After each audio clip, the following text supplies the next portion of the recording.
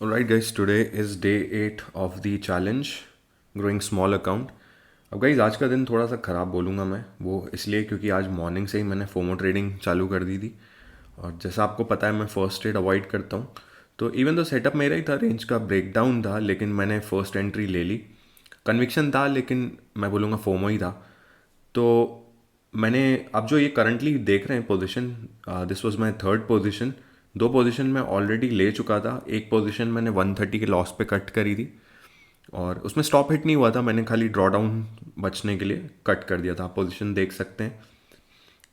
और उसके बाद मैंने अगेन सेकंड पोजीशन ली थी, उसमें भी मैंने कट कर दिया था उसको क्योंकि कॉन्फिडेंस लूज हो गया था। लेकिन फाइनली जब ब्रेकआउट हुआ रेंज का, मैंने एंटिसिपेशन में ट्रेड ले लिया था।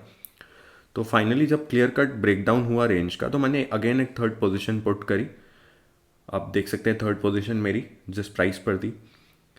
तो ये पोजीशन लगाने के बाद मुझे ज़ीरोधा में थोड़े ग्लिचेस दिखने लगे गाइस। तो प्राइस मेरे फेवर में जा रहा है, लेकिन आप देखना यहाँ पे मैं रिफ्रेश करूँगा तो नेगेटिव हो गया, फिर पॉजिटिव हो गया।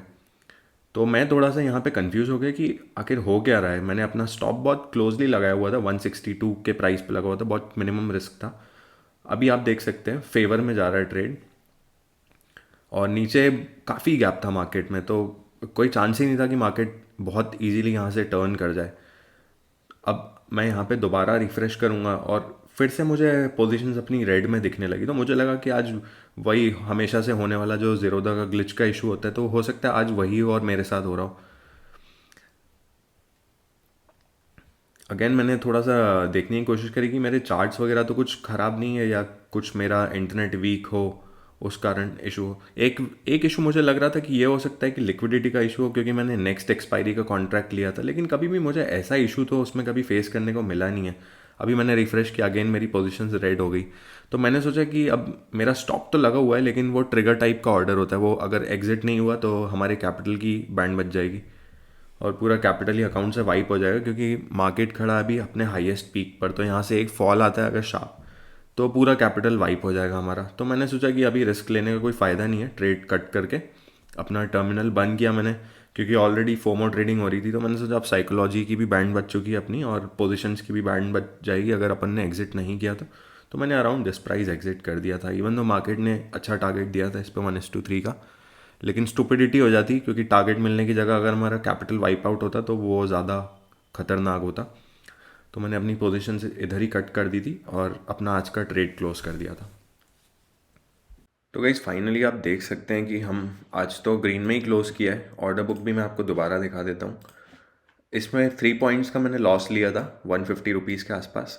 इसमें अगेन 3 पॉइंट्स अर्न किए, लेकिन कन्विक्शन नहीं आ रहा था तो ट्रेड कट कर दिया। और इस ट्रेड को मैंने रखा, लेकिन ग्लिच आने के कारण मैंने इसको 5 पॉइंट्स पे ही कट कर दिया।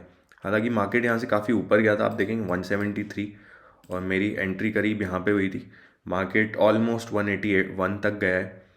तो अच्छे पॉइंट्स मिल जाते, लेकिन स्टुपिडिटी हो जाती अपना कैपिटल को रिस्क पे डाल के 10-5 पॉइंट एक्स्ट्रा कमाने के लिए, कोई फ़ायदा नहीं है। तो मैंने वहाँ पे ट्रेड कट कर दिया था। मैंने ज़ीरोधा के साथ इशू भी रेस किया एक अपना स्क्रीन, क्योंकि मैं रिकॉर्ड करता ही हूँ, तो उसकी अपलोड मैंने ज़ीरोधा को ट्वीट करके भेजी है। अब देखते हैं उनका क्या रिस्पॉन्स आता है इस पर।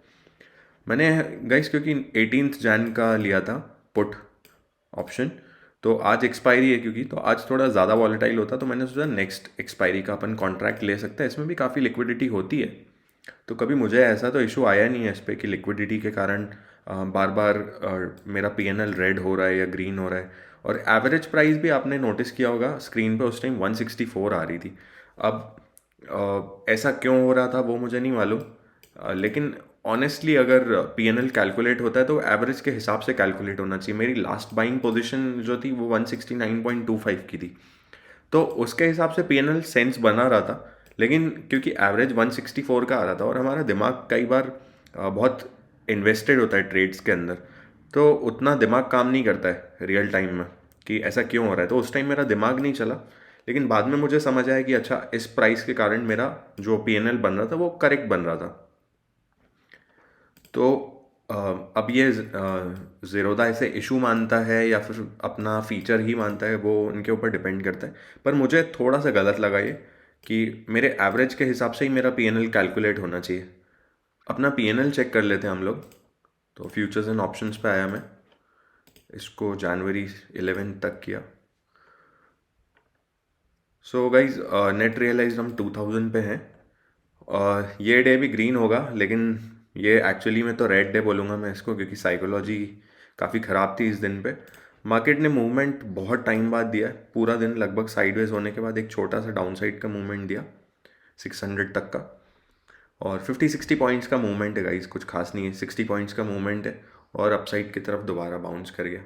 और ऑनेस्टली बोलूँ तो ये ट्रेड कैप्चर करना भी बहुत डिफ़िकल्ट है, क्योंकि ऐसे स्विंग्स बहुत डिफ़िकल्ट होते हैं कैप्चर करना। इनको देख के अच्छा लगता है, लेकिन ऑनेस्टली इनको कैप्चर करना डिफ़िकल्ट होता है, और ऑलमोस्ट इम्पॉसिबल ही होता है, क्योंकि कोई भी किसी भी टाइप का प्राइस एक्शन नहीं है इन स्विंग्स में। तो दैट्स वाई गाइस, आज का दिन यहीं पे ही क्लोज करते हैं। अब मैंने आपको पीएनएल दिखाया है, ये दिन भी ग्रीन है, लेकिन honestly this day is not green in my eyes. So guys, इसी के साथ आज का वीडियो एंड करता हूँ। होप आपको अच्छा लगा होगा। अब मिलते हैं नेक्स्ट वीडियो में।